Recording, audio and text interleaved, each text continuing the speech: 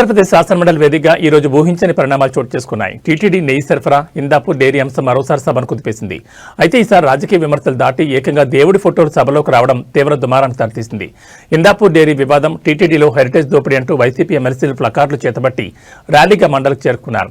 దీనిపై చర్చకు వారు పట్టుబట్టినప్పటికీ చైర్మన్ మోషన్ రాజ్ నిరాకరించారు. వైసీపీ సభ్యులు ఏకంగా దేవుడి ఫోటోలు పట్టుకుని సభలోకి రావడం అధికార పక్షాన్ని విస్మయానికి గురిచేసింది. దీనిపై మంత్రి పయ్యావుల కేశవ్ అత్యంత ఘాటుగా స్పందించారు. రాజకీయాల కోసం దేవుడిని వాడుకుంటారా? ఇది హిందూ ధర్మాన్ని, ప్రజల నమ్మకాన్ని దెబ్బతీయడమే. వైసీపీ నేతలకు దేవుడంటే భయం, భక్తి లేవు. కేవలం జగన్ ఆదేశాలనే పాటిస్తున్నారంటూ పయ్యావుల నిప్పులు చెరిగారు.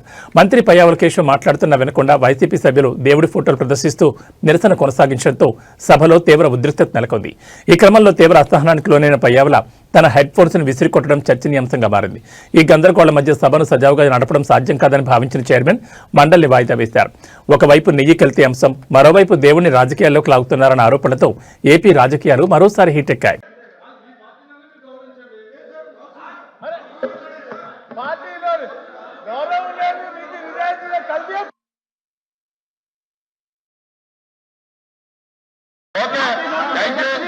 ఇప్పుడు మీరు హౌస్ని గౌరవించేవాళ్ళైతే మీరు కింద దిగండి, మీరు కింద దిగండి, దిగండి.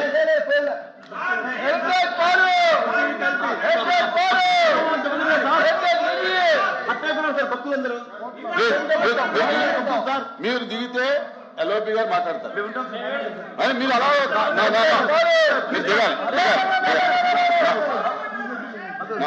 దిగాలి, మీరు దిగాలి, దిగాలి.